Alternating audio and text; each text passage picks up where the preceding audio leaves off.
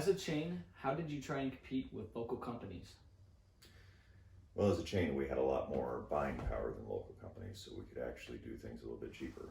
We would have a whole area of Domino's pizzas in St. Louis, so we could have commissary set up to feed each of them rather than having to source each of our own goods, ingredients, and that sort of thing.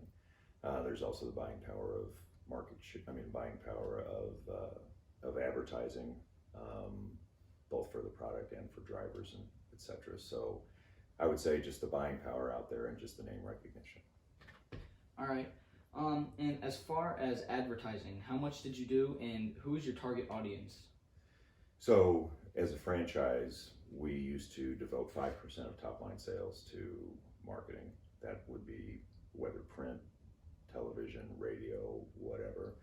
So it was a good percentage, and all the advertisers, well, all the franchisees in the area committed the same. So there was we could kind of blast the whole marketplace. So it was a significant portion of our advertising budget, or of our plans. But in our target market, it's pretty varied. It can be anywhere from families that just don't want to cook that night to the weekend football guy to people that are stumbling home at midnight and want something to eat. All right. So did smaller companies impact your pricing at all? Smaller companies can impact a little bit, especially if they're very popular, but we weren't necessarily going for the high-end pizza market. So we were going more for the, middle of the road, if you will, pizza market there that would also deliver to you, which at the time when I was there was a little bit more of a novelty to have somebody deliver it to you. So are there any ways that you or any of the franchisees tried to reach out in the local community through like catering or local events? Sure, we used to do some, we'd give away pizzas for different fundraisers, that sort of thing. St. Louis, what they used to call the VP Fair Now Fair St. Louis, we had a big truck that would come down there and we'd sell out there. So we'd get involved in the community as far as making donations for different things, non-pizza things, but also pizza things as far as actually delivering pies, donating pies for certain events and charitables and that sort of thing. All right. So what do you think was the best tactic for drawing in business or new customers? Really, the advertising on television was very helpful. We used to have a couple times a year where we were trying to really focus on a record week or make a big push where we'd go out and actually do door hanging on people's doors with a little advertisement and a coupon.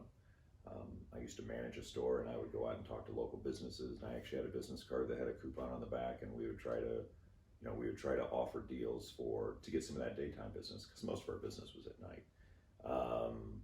We actually worked with a school to deliver pizzas on a given day, a certain time of month or something like that, to get some volume out there too.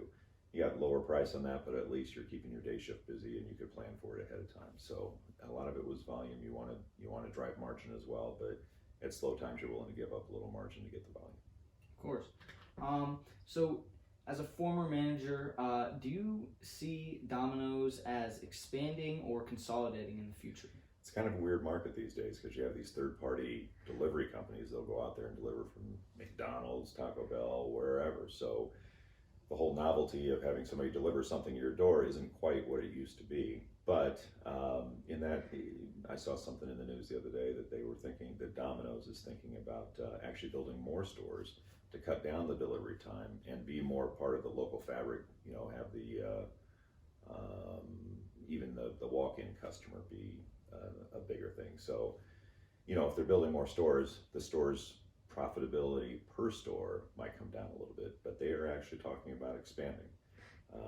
They've cut down their revenue forecast going forward, but still they're looking at 8 to 10%, and for same store sales somewhere around 3 to 5%.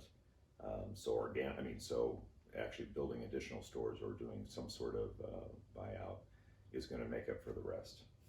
And Domino's is international as well. Their domestic forecast is still higher than their international forecast, though. All right. Well, thank you so much. I appreciate your time. All right.